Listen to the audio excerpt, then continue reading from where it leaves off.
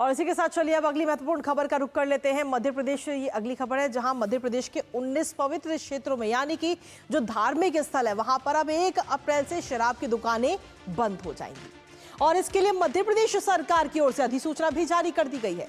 इस अधिसूचना के अनुसार अगर हम देखें तो 1 अप्रैल से इन 19 जगहों में किसी भी प्रकार के बार या फिर वाइन आउटलेट के लाइसेंस नहीं दिए जाएंगे और ना ही इनके संचालन की अनुमति होगी।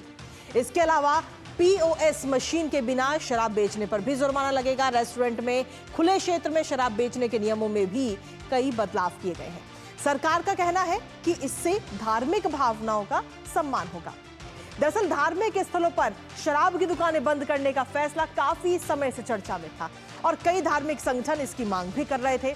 फिलहाल अब यह फैसला आ चुका है और इस फैसले पर आम जन की क्या प्रतिक्रिया है, करेंगे उस पर चर्चा। लेकिन उससे पहले आपको बताते हैं कि नई आबकारी नीति में और क्या कुछ बदलाव किए गए हैं। आइए आपको दिखाते हैं ग्राफिक्स के जरिए। तो सीधे तौर पर मध्य प्रदेश सरकार की नई आबकारी नीति अब सामने आ चुकी है। साल 2025 से 26 के लिए ये नई नीति जारी की गई है। 1 अप्रैल से चिन्हित धार्मिक क्षेत्रों में जो वाइन शॉप्स हैं वो बंद हो जाएंगे। 19 धार्मिक क्षेत्र ये चिन्हित किए गए हैं। कौन से वो क्षेत्र हैं वो भी आपको बताएंगे। लेकिन साथ ही अगर हम देखें तो दुकान परिसर में शराब पीने की अनुमति कतई नहीं होगी और अगर ऐसा करता हुआ कोई पाया जाता है तो उसके खिलाफ कार्रवाई की जाएगी। प्रत्येक जिले में जिला निष्पादन समिति का गठन किया जाएगा। ये नई आबकारी नीति में सामने आया और इसके साथ ही हम देखें तो शराब की दुकानों पर पॉइंट ऑफ सेल मशीनें भी लगाई जाएंगी, यानी कि पीओएस जो मशीनें हैं वो शराब की दुकानों पर लगेंगी। वाइन शॉप की अगर हम बात करें तो वाइन शॉप पर हेरिटेज मदिरा की भी बिक्री अब हो सकेगी। इसके साथ ही नई आबकारी नीति में इसका भी इंक्लूड किया गया। एयरपोर्ट काउंटर पर हेरिटेज मदिरा की बिक्री की अनुमति दी गई है इस नई आबकारी नीति के अंदर। इसके अलावा लो अल्कोहलिक बेवरेज बार की भी शुरुआत अब मध्य प्रदेश में की जाएगी। तो ये तमाम वो पॉइंट्स हैं जो नई आबकारी नीति में सामने आए हैं। किसी भी प्रकार की स्पिरिट का सेवन प्रतिबंधित है मध्य प्रदेश के अंदर। इसके साथ ही अगर हम देखें तो 19 जगहों पर खासतौर पर यह बैन लगाया गया है। व्यावसायिक आयोजनों के लिए लाइसेंस फीस श्रेणी अलग से होगी, यानी कि अगर आप ऑफिस की तरफ से अगर किसी प्रकार का कोई आयोजन कर रहे हैं तो उसकी फीस अलग से होगी। ब्लैक लिस्टेड व्यक्ति वाइन शॉप के लिए आवेदन बिल्कुल नहीं कर सकते हैं।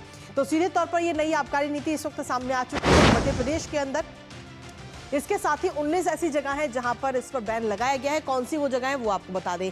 उज्जैन, ओंकारेश्वर और महाकालेश्वर, मंडलेश्वर, ओरछा महल और चित्रकूट, दतिया, पन्ना, मंडला, मुल्ताई, मंदसौर, अमरकंटक इसमें नाम है। इसके साथ ही अगर हम देखें तो कई सारे नाम, कुल 19 जगह ऐसी हैं। बरमान, कला, लिंगा, बरमान खुर्द, कुंडलपुर और बांदकपुर, ये तमाम वो 19 क्षेत्र ऐसे हैं, 19 जगह ऐसी हैं जहां पर सीधे तौर पर हम देखें तो वाइन शॉप जो हैं वो बंद होंगी। हालांकि इसको लेकर के लगातार मांग की जा रही थी धार्मिक संगठनों की तरफ से कि जो पूजा करने की जगह है, जो धार्मिक स्थल है, वहां पर इस तरीके की दुकानें नहीं होनी चाहिए। फिलहाल अब ये नई आबकारी नीति आ चुकी है।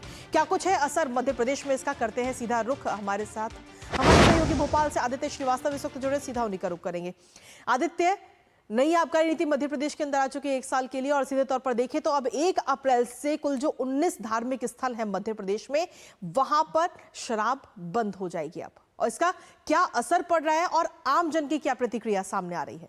कृतिका, मध्य प्रदेश में समय समय पर शराबबंदी की मांग होती रही है। तमाम राजनीतिक दलों के कई नेता भी इसको लगातार करते रहे, सत्ता पक्ष के भी कई नेता रहे। इस फैसले को आप ये कह सकते हैं कि मध्य प्रदेश सरकार ने इस ओर एक कदम आगे बढ़ाया है। 19 स्थान जो पवित्र स्थान है, जहां सबसे पहले मांग की जा रही थी कि इन जगहों पे तो करना ही चाहिए, लिहाजा हमने देखा पिछली जो कैबिनेट हुई थी महेश्वर में, वहां पर कैबिनेट ने फैसला किया था और अब नई नीति में भी इन जगहों के नाम आ गए हैं। इनमें कई नगर निगम है, नगर पालिका है, नगर परिषद है, आपने उनके नाम बताए हैं। कुछ नई चीजें इसमें एड ऑन की गई हैं। लो अल्कोहलिक ब्रिवरेज बार की अगर बात की जाए तो वो एक कैटेगरी इन्वॉल्व की गई है इसमें। उसके लिए अलग से अब लाइसेंस लोगों को लेना होगा जो ऐसे रेस्टोरेंट चलाएंगे, और वहां पर वो रेडी टू ड्रिंक और जैसे कहेंगे बियर या ऐसी कुछ वाइन्स होंगी जिसमें अल्कोहलिक क्षमता जो है वो 10% से ज्यादा ना हो, अधिकतम 10% हो, लिहाजा उसके लिए लाइसेंस अलग से लेना होगा। कुछ ऐसे इवेंट्स होते हैं जहां पर आप टिकट लेकर लोगों की एंट्री कराते हैं और वहां पर अगर शराब परोसते हैं तो उसके लिए भी आपको जितने लोगों की संख्या होगी उसके आधार पर उसका लाइसेंस, उसकी अनुमति आपको लेनी होगी।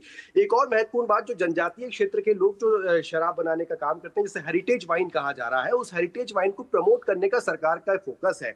पहली बात तो ये कि सरकार ने पिछली बार की तरह इस बार भी जो वैट उस पर लगता है उसको नहीं लगाया है, उसको वैट से मुक्त रखा गया है। दूसरी बात, जो एयरपोर्ट्स पर जो काउंटर होते हैं उन एयरपोर्ट्स पर भी हेरिटेज वाइन जो है वो उन काउंटर्स पर रखी जाएगी, लिहाजा जो जनजातीय वर्ग के लोग हैं उनकी आय बढ़ सके। और जो अंगूर या जामुन या इस तरह की जो नीतियां हैं उनको प्रोत्साहित करने को लेकर भी सरकार लगातार फोकस कर रही है। कुल मिलाकर हम ये कह सकते हैं कि मध्य प्रदेश की सरकार ने धार्मिक स्थलों से तो ये वाइन पर प्रतिबंध लगा ही दिया है, शराब पर। और हाँ, एक चीज और महत्वपूर्ण जो निकलकर इसमें आई है कृतिका, वो ये कि जो पिछली बार की जो रेट रखे गए थे नीलामी को लेकर 2024-25 की अगर बात करें, इस बार जो उसकी दर है वो 20% बढ़ा दी है। चलिए, फिलहाल बहुत बहुत शुक्रिया आदित्य, तमाम जानकारी और अपडेट्स हमारे साथ साझा करने के लिए। तो इस खबर पर भी नजर हमारी लगातार